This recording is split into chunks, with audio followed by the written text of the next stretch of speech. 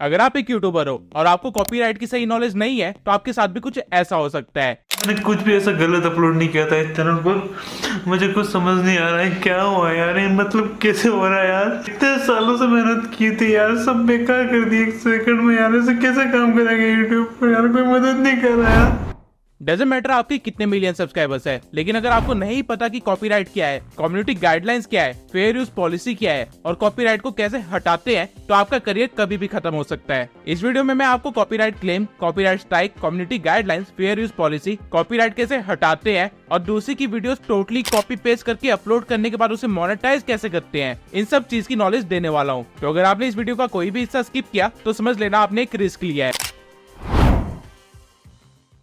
तो सबसे पहले कॉपीराइट स्ट्राइक और कॉपीराइट क्लेम के बीच में डिफरेंस क्या होता है वो समझ लेते हैं और इससे चैनल को कितना नुकसान हो सकता है ये भी जान लेते हैं। इस चीज को इजीली समझाने के लिए मैं आपको एक कहानी के थ्रू समझाता हूँ। मान लेते हैं आप एक चोर है और आपके पड़ोसी ने एक नई थाल ली है। अब क्योंकि आप एक चोर है तो आप रात का फायदा उठा के उसकी थाल चुरा के अपने घर ले आते हैं, लेकिन आप भूल गए हैं कि YouTube नाम की एक पुलिस 24 घंटे पहरा दे रही होती है। तो पुलिस जो केस आपके नाम पे फाइल करेगी उसे हम कॉपीराइट स्ट्राइक बोलते हैं, क्योंकि आपने किसी और का सामान पूरा का पूरा उठा के अपने पास रख लिया है। लेकिन अगर आप एक शातिर चोर हो तो आप क्या करोगे, आप थार चुराओगे तो सही, लेकिन उस थार का कलर चेंज कर देते हैं और आपको लगता है कि अब आपका कोई कुछ नहीं बिगाड़ सकता क्योंकि आपने मेहनत की है कलर चेंज करने में और वो अब आपकी प्रॉपर्टी है। तो आप गलत हैं। अब YouTube नाम की पुलिस आपके खिलाफ एक कॉपीराइट स्ट्राइक तो नहीं देगी, लेकिन वो एक कॉपीराइट क्लेम जरूर देगी। अब जब आपके साथ ये होता है तो आप अपना सर खुजाने लगते हो कि YouTube नाम की पुलिस को पता कैसे चला कि ये सेम थार है, क्योंकि आपने तो कलर चेंज कर दिया था। लेकिन आप एक चीज भूल गए हैं, हर कार पे एक नंबर प्लेट भी होती है। अब मैं इन सभी चीजों को YouTube टर्म्स में समझा देता हूँ। जब आप किसी का कंटेंट जैसा का तैसा पूरा का पूरा सेम उठा के अपने चैनल पर डाल देते हैं तब आपको कॉपीराइट स्ट्राइक आती है। लेकिन अगर आप किसी के ओरिजिनल कंटेंट, जो कि हम मान लेते हैं कि 10 मिनट का है, उसमें से 5 मिनट की एक क्लिप उठा के अपने वीडियो में आगे पीछे बीच में या कहीं पे भी ऐड करते हैं और 5 मिनट की खुद की मेहनत भी लगाते हैं, तो उस वीडियो पे जो आपको आएगा वो होगा कॉपीराइट क्लेम। और YouTube को पता कैसे चलता है कि आपने किसी और का कंटेंट उठाया है, वो पता चलता है नंबर प्लेट से। अगर मैं YouTube की टर्म में बोलूं तो कंटेंट आईडी से। YouTube पे जो भी वीडियोस अपलोडेड है उन सब की एक अलग आईडी है, जिससे ये पता लगाया जा सकता है कि आपका कंटेंट कौन यूज कर रहा है, कितना यूज कर रहा है और कैसे यूज कर रहा है। अब आई होप आपको कॉपीराइट स्ट्राइक और कॉपीराइट क्लेम के बीच का डिफरेंस पता चल गया होगा, लेकिन इनसे चैनल पे क्या क्या नुकसान होते हैं ये जान लेते हैं। तो सबसे पहले स्टार्ट करते हैं कॉपीराइट स्ट्राइक से। YouTube पे अगर आप एक टाइम पे यानी कि 90 दिन के अंदर अपने चैनल पे 3 स्ट्राइक्स ले आते हैं तो आपका चैनल अगले 7 दिन के अंदर डिलीट हो जाएगा। लेकिन ये 3 स्ट्राइक्स ऐसे नहीं आते हैं, YouTube थोड़ा बहुत दयावान भी है। अगर आप पहली बार किसी की पूरी वीडियो उठा के अपने चैनल पे डाल देते हैं तो YouTube जो सबसे पहली चीज आपको भेजेगा वो कॉपीराइट स्ट्राइक नहीं होगा, बल्कि एक वार्निंग होगी जो कि आपके चैनल पे हमेशा रहेगी। वार्निंग से आपको डरने की जरूरत नहीं है, क्योंकि YouTube आपको एक बिगिनर समझ के आपकी इस गलती को इग्नोर कर देता है। लेकिन इसके बाद अगर आप सेम गलती दोबारा करते हो तो आपको मिलेगा पहला कॉपीराइट स्ट्राइक, जिसके बाद आप 7 दिन तक ना तो कोई वीडियो अपलोड कर सकते हो, ना ही लाइव स्ट्रीम कर सकते हो और ना ही कम्युनिटी पोस्ट कर सकते हो। उसके बाद अगर आप 90 दिन के अंदर दोबारा से वही गलती करोगे तो आपको दूसरा स्ट्राइक मिलेगा, जिसके बाद आप कुछ भी अपलोड नहीं कर सकते अगले 14 दिन। और 90 दिन के अंदर अगर आपने तीसरी बार सेम गलती करी तो आपका चैनल टर्मिनेट हो जाएगा। आपको बस 7 दिन का टाइम दिया जाएगा, जिसके बाद आपका चैनल डिलीट कर दिया जाएगा। ये 7 दिन का टाइम आपको अपनी इनोसेंस प्रूव करने के लिए दिया जाता है। अगर आपने कोई गलती नहीं की है और उसके बाद भी आपको स्ट्राइक्स आ गया है और आपका चैनल टर्मिनेट हो गया है तो इन 7 दिन के अंदर आप अपने चैनल के लिए अपील कर सकते हैं, और जब तक आपकी अपील को रिव्यू नहीं किया जाएगा तब तक आपका चैनल पूरी तरह से टर्मिनेट नहीं होगा, भले ही फिर इस चीज को चाहे 2 महीने क्यों ना हो जाए। लेकिन अगर आपकी अपील एक बार डिक्लाइन हो जाती है उसके बाद आपका चैनल गायब हो चुका होगा, फिर आप कुछ भी करके उसको वापस नहीं ला सकते। हर एक स्ट्राइक आपके चैनल पे एटलीस्ट 90 दिन के लिए रहती है, जिसके बाद वो खुद ही गायब हो जाती है आपकी वीडियो के साथ। तो अगर आप सावधानी नहीं रखेंगे और आपके चैनल पे 90 दिन में 3 स्ट्राइक्स आ गई तो आपका चैनल खत्म। लेकिन क्या कॉपीराइट क्लेम भी इतना खतरनाक है? जवाब है नहीं। कॉपीराइट स्ट्राइक आपके वीडियो के थ्रू आपके चैनल पे आता है, यानी कि आपके चैनल को हार्म होता है, लेकिन कॉपीराइट क्लेम आपकी वीडियो तक ही सीमित रहता है। आपके चैनल को इससे कोई नुकसान नहीं है। अगर आपकी किसी वीडियो पे कॉपीराइट क्लेम आया है तो आपके चैनल को तो कुछ नहीं होगा, लेकिन उस वीडियो से जितना एड रेवेन्यू जनरेट होगा, यानी कि जो भी आपका प्रॉफिट होगा वो एक्चुअल में रियल क्रिएटर को जाएगा, आपको नहीं। और ऐसा तब तक होगा जब तक वो वीडियो आपकी यूट्यूब पे बनी रहेगी या फिर जब तक वो क्रिएटर कॉपीराइट क्लेम वापस नहीं ले लेता। इसके सिवाय ओरिजिनल क्रिएटर के पास 3 और स्टेप्स होते हैं जो वो आपके खिलाफ ले सकता है। पहला, वो क्रिएटर चाहे तो आपके कंटेंट को ब्लॉक कर सकता है किसी स्पेसिफिक रीजन में या फिर टोटली यूट्यूब से, यानी कि आपकी वीडियो यूट्यूब पे नहीं दिखेगी या फिर आपकी वीडियो सिर्फ कुछ कंट्रीज में ही दिखेगी और कुछ कंट्रीज में नहीं दिखेगी। दूसरी चीज जो वो क्रिएटर कर सकता है वो ये है कि वो आपकी वीडियो को इग्नोर कर दे और आपका काम जैसा चल रहा रहा है वैसा चलता रहेगा, लेकिन इसके होने के चांसेस बहुत ही कम है। और तीसरी चीज जो वो क्रिएटर आपके साथ कर सकता है वो ये है कि वो आपके साथ एक प्रोपोर्शन में अपनी रेवेन्यू को शेयर कर ले। यानी कि आप लोग एक डिस्कशन कर सकते हैं कि आपकी वीडियो से जो भी प्रॉफिट होगा उसका 60% वो रख ले, 40% आप रख ले, या फिर 30% आप रख ले और 70% वो रख ले, या फिर कुछ भी। ये बात आप दोनों के बीच की होगी। तो देखा जाए कॉपीराइट क्लेम कॉपीराइट स्ट्राइक जितना खतरनाक नहीं है, बल्कि कॉपीराइट क्लेम से आप फायदा भी उठा सकते हैं। कैसे, अभी समझाता हूँ। कॉपीराइट क्लेम वाले वीडियो से जो आपको सब्सक्राइबर्स मिलते हैं और जो आपको वॉच टाइम मिलता है वो काउंट होते हैं। यानी कि आप कॉपीराइट क्लेम का इस्तेमाल पैसे बनाने के लिए तो नहीं कर सकते, लेकिन फेमस होने के लिए जरूर कर सकते हैं। बस आपको एक चीज को ध्यान में रखना है कि आपकी जो टॉप 3 मोस्ट वॉच्ड वीडियो होंगी उन पे कोई भी कॉपीराइट क्लेम नहीं होना चाहिए, वरना आपका चैनल मोनेटाइजेशन रिव्यू के टाइम रिजेक्ट हो सकता है। ठीक इसी तरह ये डांस चैनल टी सीरीज का गाना इस्तेमाल करके वायरल हो जाते हैं और लेटर ऑन स्पॉन्सरशिप से पैसे कमाते हैं। अब एक और चीज समझ लीजिए, कॉपीराइट क्लेम या कॉपीराइट स्ट्राइक आपको यूट्यूब नहीं देता, बल्कि कोई दूसरा क्रिएटर देता है। यूट्यूब बस एक पुलिस की तरह काम करता है, जिसके पास अगर कोई कंप्लेंट लेके आया है तो वो उसे आपको फॉरवर्ड कर देगा। और इस चीज का ध्यान रखेगा कि दोनों साइड्स सच बोल रहे हैं या नहीं। यूट्यूब का इसमें पर्सनली कोई रोल नहीं होता है, उसको आपसे कोई दुश्मनी नहीं है। लेकिन एक रूल बुक ऐसी है जो कि यूट्यूब ने खुद बनाई है, और अगर आप उससे पंगा लोगे तो यूट्यूब आपको नहीं छोड़ेगा। इस रूल बुक को हम बोलते हैं,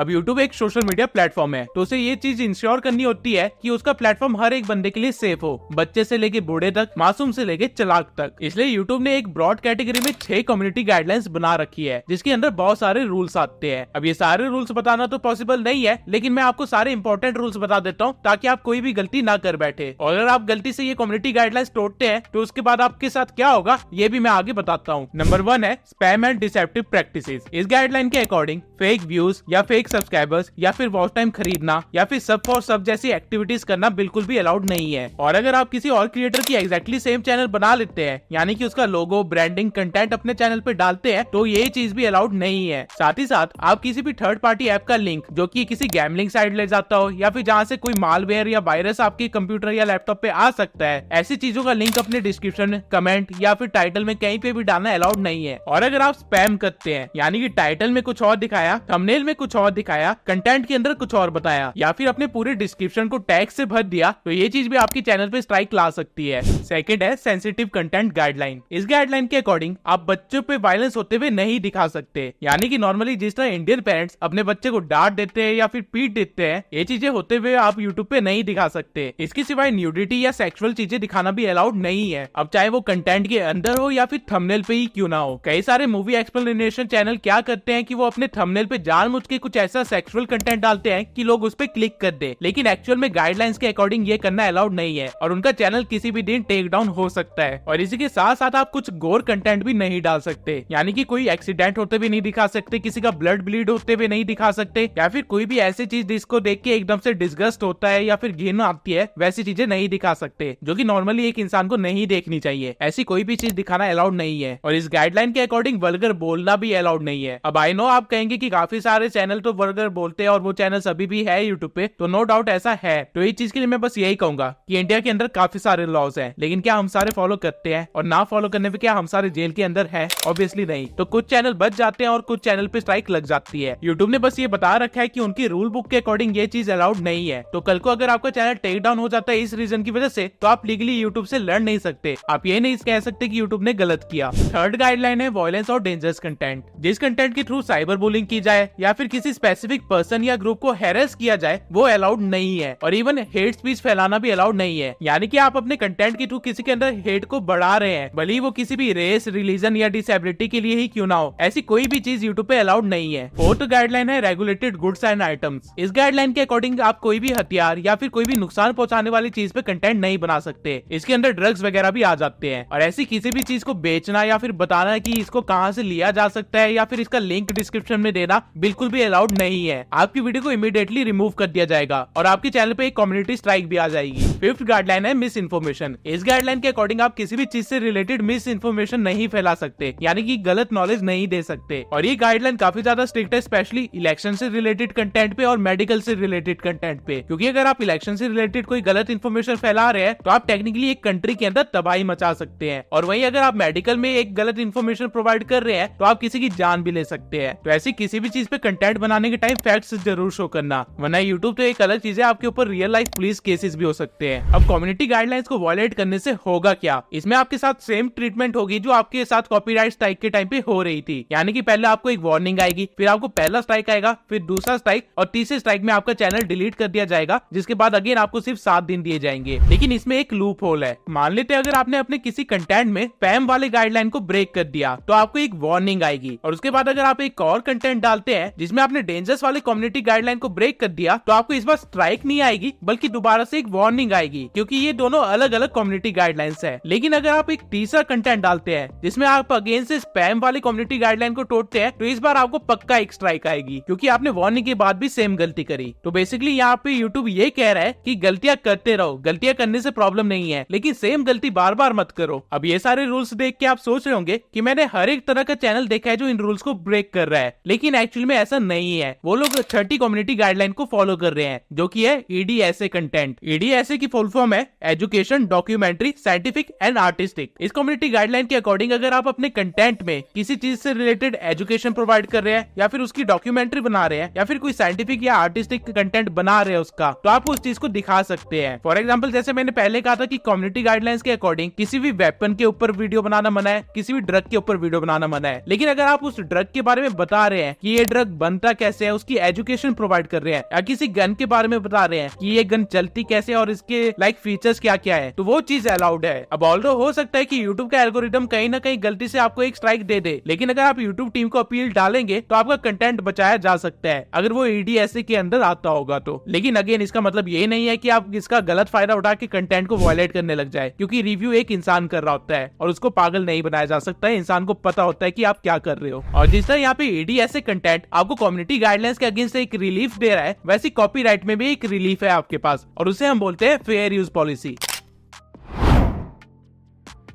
YouTube कहता है कि अगर आप किसी और के कंटेंट का छोटा सा हिस्सा क्रिटिसिज्म, कमेंट्री, न्यूज रिपोर्टिंग या टीचिंग या स्कॉलरशिप या फिर रिसर्च के लिए इस्तेमाल करते हैं तो उसकी परमिशन आपको है। आप बिना ओरिजिनल कंटेंट क्रिएटर की परमिशन लिए हुए भी इस चीज को इस्तेमाल कर सकते हैं। लेकिन ये पॉलिसी बहुत ही ज्यादा कॉम्प्लेक्स है और इसका रियल में एग्जीक्यूशन कैसे होता है ये सिर्फ YouTube को ही पता है। लेकिन कुछ चीजें हैं जो मैंने अपनी एक्सपीरियंस से सीखी है, तो मैं आपको वो बता देता हूँ। कभी भी किसी भी क्रिएटर की क्लिप को 8 से 10 सेकंड से ज्यादा इस्तेमाल मत करना। अगर आप किसी क्रिएटर की क्लिप का इस्तेमाल कर भी रहे हैं तो उसको टुकड़ों में इस्तेमाल करना। यानी कि मान लेते हैं अगर मुझे मनोज डे की वीडियो से 5 मिनट 10 सेकंड से लेके 5 मिनट 30 सेकंड तक की वीडियो की क्लिप चाहिए तो मैं उसको इस तरह इस्तेमाल करूंगा। मैं पहले 5 मिनट 10 सेकंड से लेके 5 मिनट 15 सेकंड तक की क्लिप दिखाऊंगा, फिर बीच में एक इमेज लगा दूंगा या फिर अपनी कमेंट्री देना स्टार्ट कर दूंगा। उसके बाद मैं दोबारा से एक क्लिप लगाऊंगा जो कि होगी 5:16 से लेके 5:20 तक या फिर 5:25 तक, और उसके बाद मैं दोबारा से कमेंट्री दे के वीडियो को कंटिन्यू कर दूंगा। और उसके बाद आगे जाके कहीं मैं दोबारा से उसकी क्लिप इस्तेमाल करूंगा, लेकिन बहुत ही कम टाइम पे। और जब मैं इन क्लिप्स का इस्तेमाल कर रहा हूँ तो मैं इस चीज का खास ध्यान दूंगा कि उसके ऊपर कुछ ना कुछ मेरी एडिटिंग जरूर हो, चाहे उसके ऊपर मैंने कोई ओवरले दे रखा हो, इफेक्ट दे रखा हो या फिर कोई टेक्स्ट क्यों ना दे रखा हो। अब ऑल्दो ये चीज कहीं YouTube ने लिख नहीं रखी है, लेकिन ये चीज मैं आपको पर्सनल एक्सपीरियंस से बता रहा हूँ कि ये ट्रिक काम कर जाती है अगर आप बहुत ही शॉर्ट क्लिप को इस्तेमाल करें। लेकिन ये ट्रिक मैं आपको प्रेफर करूंगा कि सिर्फ कंटेंट क्रिएटर्स के साथ ही इस्तेमाल करें। इस चीज को गलती से भी किसी कंपनी या ब्रांड के साथ इस्तेमाल करने की गलती मत करना, क्योंकि वो लोग इस चीज को नहीं देखते हैं, वो किसी भी टाइम कॉपीराइट क्लेम दे देंगे। तो अगर आप किसी कंपनी या प्रोडक्शन हाउस की कोई चीज दिखाना चाहते हैं तो मैं प्रेफर करूंगा कि उनकी इमेजेस ही दिखाए, क्लिप ना दिखाए, और इमेजेस के ऊपर आपकी वॉइस ओवर होनी चाहिए। और बाय चांस अगर आप कोई क्लिप दिखाते भी हैं तो उनकी क्लिप का साउंड ऑफ कर देना और उसके ऊपर अपनी वॉइस ओवर देना, और उनकी क्लिप ज्यादा से ज्यादा 3 सेकंड ही इस्तेमाल करना। ये रूल मैं स्पेशली मूवी एक्सप्लेनेशन चैनल्स के लिए बता रहा हूँ, क्योंकि उनके साथ ये बहुत ही ज्यादा होता है कि वो छोटी सी क्लिप भी इस्तेमाल करते हैं लेकिन उस पर भी कॉपीराइट स्ट्राइक या क्लेम आ ही जाता है। तो प्रेफर करना कि सिर्फ 3 सेकंड की क्लिप का इस्तेमाल करो, जिसके बाद आप इमेजेस का इस्तेमाल करो, फिर अगेन क्लिप का इस्तेमाल करो, फिर अगेन इमेजेस का इस्तेमाल करो। और जब आप क्लिप का इस्तेमाल कर रहे हो तो साउंड्स वगैरह ऑफ रखना, उस पर आपकी वॉइस ओवर होनी चाहिए। और प्रेफरेबल है कि अगर आप उस पर कोई एडिटिंग भी कर सको तो और भी अच्छा। इसके सिवाय एक और चीज, कभी भी टी सीरीज के गाने को इस्तेमाल मत करना, क्योंकि अगर आप उनके गाने के 2 से 5 सेकंड भी लोगे वो लोग तब भी कॉपीराइट स्ट्राइक मार देंगे। अब हो सकता है आपने किसी और बंदे की क्लिप फेयर यूज पॉलिसी के अकॉर्डिंग इस्तेमाल की हो, या फिर आपने बिना किसी कम्युनिटी गाइडलाइन को ब्रेक किए किसी reaction channel, education channel, news channel या रोस्टिंग चैनल के लिए चीजें इस्तेमाल की हो या फिर बताई हो, और इसके बावजूद अगर आपको कोई कॉपीराइट स्ट्राइक या क्लेम आ जाता है तो आपको डरने की जरूरत नहीं है और उस वीडियो या कंटेंट को डिलीट तो गलती से भी मत करना। इसके बजाय आपको ईमेल पे एक फॉर्म आएगा जहाँ पे आप अपील कर सकते हो कि आपका कंटेंट अपनी जगह पे सही है, आपने फेयर यूज पॉलिसी का इस्तेमाल किया है या फिर आपका कंटेंट EDSA कंटेंट के अंडर आता है। जिसके बाद यूट्यूब की टीम से कोई आपके कंटेंट को रिव्यू करेगा और अगर आप अपनी जगह पे सही हुए तो आपके कंटेंट के साथ कुछ नहीं होगा, उससे कॉपीराइट क्लेम या फिर स्ट्राइक हट जाएगी। लेकिन अगर आप अपने कंटेंट को डिलीट कर दोगे तो आपके पास ऑप्शन ही नहीं बचेगा अपील का, तो वो बेसिकली आप ही का नुकसान है। तो कभी भी कॉपीराइट क्लेम या स्ट्राइक से आपको डरना नहीं है, आपको बस ध्यान रखना है कि आपने जो चीजें इस्तेमाल की है उसको सही पॉलिसी के अकॉर्डिंग इस्तेमाल की है या नहीं। अब ऑल्दो मैंने आपको कॉपीराइट स्ट्राइक और क्लेम से रिलेटेड हर एक नॉलेज दे दी है, लेकिन आपको अभी भी इस चीज का आंसर नहीं मिला होगा कि मैंने इस चैनल पे कैसे 100 से भी ज्यादा कंटेंट अपलोड किया किसी और क्रिएटर का, वो भी पूरा का पूरा कॉपी पेस्ट, और उसके बावजूद मुझे स्ट्राइक नहीं मिला और ये चैनल मोनेटाइज भी कर दिया। तो ये मैंने कैसे किया, इसका जवाब है क्रिएटिव कॉमन्स। यूट्यूब पे वीडियो अपलोड करते टाइम हमें 2 लाइसेंस मिलते हैं, एक स्टैंडर्ड लाइसेंस और एक क्रिएटिव कॉमन लाइसेंस। अगर आप अपनी वीडियो को स्टैंडर्ड लाइसेंस के अंडर रखते हैं तो इसका मतलब ये होता है कि वो वीडियो आपकी है, आप उसके ओनर है और कोई भी उस वीडियो को इस्तेमाल नहीं कर सकता है। लेकिन अगर आप उस वीडियो को क्रिएटिव कॉमन्स के अंडर रखते हैं तो आप दूसरे बंदे को एक राइट देते हैं कि वो आपकी वीडियो को रिमिक्सिंग करके या उसे ट्रांसफॉर्म करके अपने चैनल पे डाल सकता है और उसे मोनेटाइज भी कर सकता है। लेकिन ध्यान देना, यहाँ पे आप सेम टू सेम कंटेंट नहीं डाल सकते, आपको रिमिक्सिंग या ट्रांसफॉर्मिंग करनी है। तो मैं करता क्या था कि मैं इस क्रिएटर की वीडियोस को उठाता था, उसे डाउनलोड कर लेता था और साथ में इसकी स्क्रिप्ट को भी डाउनलोड कर लेता था, जिसके बाद मैं इसकी स्क्रिप्ट से AI के थ्रू एक वॉइस ओवर करवा लेता था और उसको अपनी वीडियो में डाल देता था। और डाउनलोडेड वीडियो को भी मैं हल्का सा एडिट किया करता था, जहाँ पे मैं एक इंट्रो और आउट्रो लगा देता था और साथ में बीच बीच में इमेजेस और टाइटल डालता रहता था, जिसकी वजह से काइंड ऑफ मेरी वीडियो रीमिक्सिंग में आ गई। इसलिए मुझे कभी भी कोई कॉपीराइट स्ट्राइक नहीं आया और ये चैनल मोनेटाइज भी हो गया क्योंकि मैंने क्रिएटिव कॉमन्स की वीडियो उठाई थी। और ठीक ऐसे ही आप एक कॉपी पेस्ट करके चैनल रन कर सकते हैं, लेकिन यहाँ पे बहुत सारी प्रॉब्लम्स है। कैसे पता करें कि वीडियो एक्चुअल में क्रिएटिव कॉमन्स की है या नहीं, क्योंकि बहुत सारे लोगों को पता ही नहीं चलता कि रियल क्रिएटिव कॉमन्स की वीडियो कौन सी है और उनका कंफ्यूज होना बिल्कुल जायज है क्योंकि उनके पास सही नॉलेज नहीं है। इसके सिवाय हर नीश के अकॉर्डिंग एक क्रिएटिव कॉमन की वीडियो कैसे ढूंढनी है और उसमें किस तरह एडिटिंग करके उसे मोनेटाइज करना है, अगर आप चाहते हैं मैं इन सब पॉइंट्स को कवर करूं और इसके ऊपर एक अलग से वीडियो बनाऊं तो कमेंट में जाके जल्दी से वी वांट वीडियो लिख दीजिए। जैसे ही 2000 कमेंट्स पूरे होंगे मैं इस टॉपिक पे भी एक वीडियो बनाऊंगा जहां मैं आपको स्टेप टू स्टेप सिखाऊंगा कैसे क्रिएटिव कॉमन्स की वीडियो को ढूंढ के उसे मोनेटाइज करवा सकते हो। तब तक अगर आपको नहीं पता कि आप 2024 में यूट्यूब पे क्या गलतियां करने वाले हो या फिर क्या गलतियां करके आप अपना चैनल डुबा दोगे तो इस वीडियो को जरूर देखना ताकि आप अपनी मेहनत को बचा सको।